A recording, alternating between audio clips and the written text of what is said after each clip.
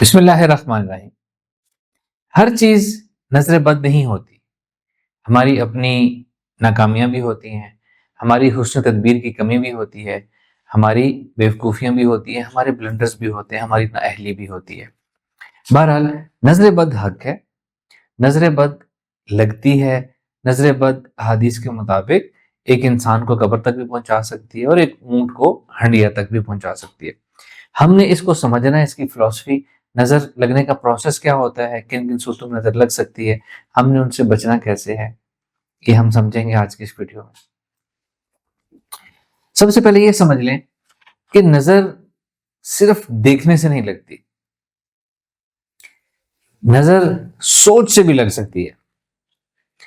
اور جہاں تک دیکھنے کی بات ہے، بعض لوگ کسی کو نظر لگانے کی غرض سے کسی کو گھور کے دیکھ رہے ہوتے ہیں، ایسے بھی نظر نہیں لگتی۔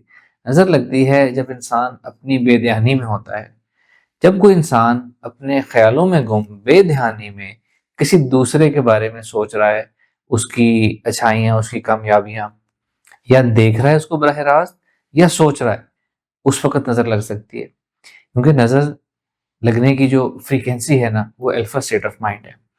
اگر کوئی شخص الفا اسٹیٹ آف مائنڈ میں نہیں ہے تو اس کی نظر کسی کو نہیں لگ سکتی۔ اگر کوئی غصے میں نہیں ہے تو نظر نہیں لگ سکتی۔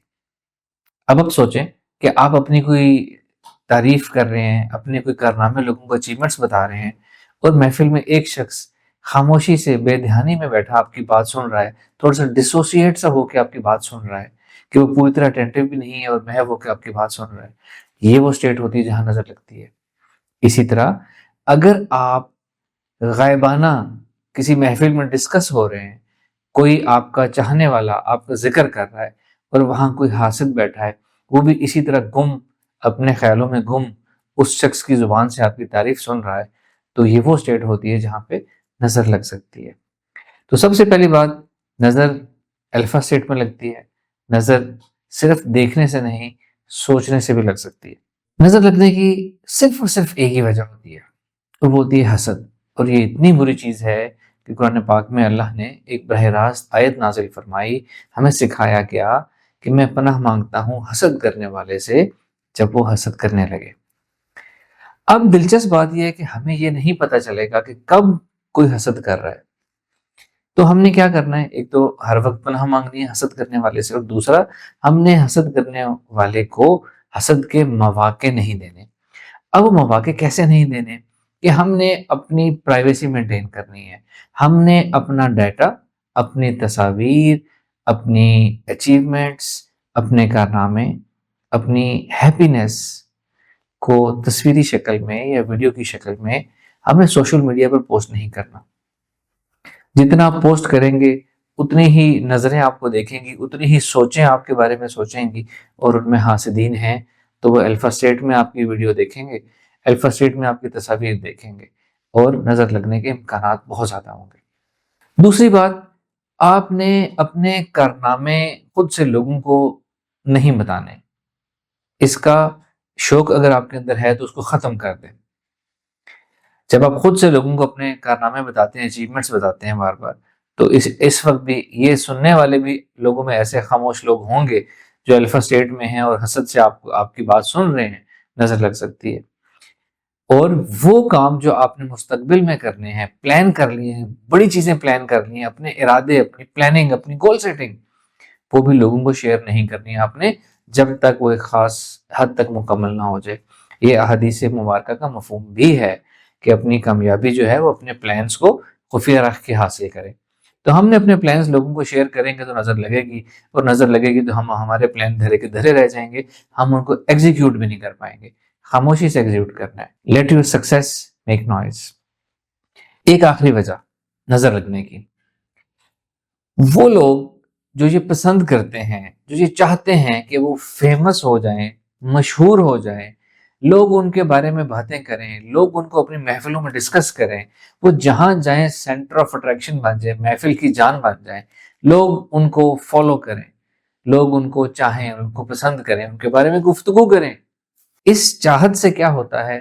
اس چاہت سے یہی چیز اٹریکٹ ہوتی ہے، اور جب لوگوں کی توجہ، لوگوں کی سوچیں، لوگوں کی نظریں آپ کی طرف اٹریکٹ ہوتی ہیں تو اس میں نظر لگنے کے بھی امکانات زیادہ ہوتے ہیں۔ اب ہم آ جاتے ہیں کہ نظر بد سے بچنے کا طریقہ اور نظر بد کا سلوشن۔